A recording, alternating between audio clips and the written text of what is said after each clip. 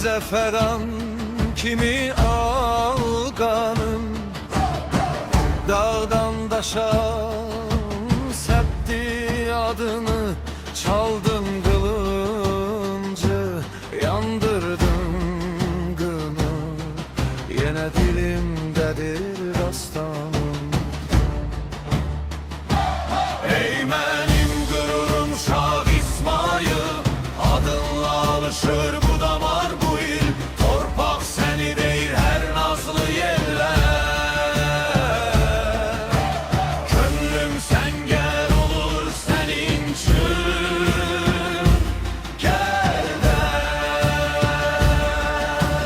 Atının yerişi hele de sesli, kılıncın parıltı kalpte nefesli.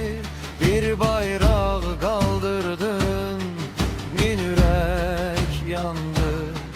Her taşın altında senden nişan var.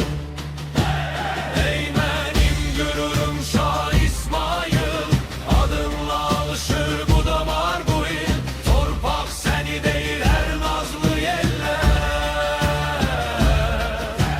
Gönlüm sen gel olur senin için gel de. Adınla and içir koca çınarlar,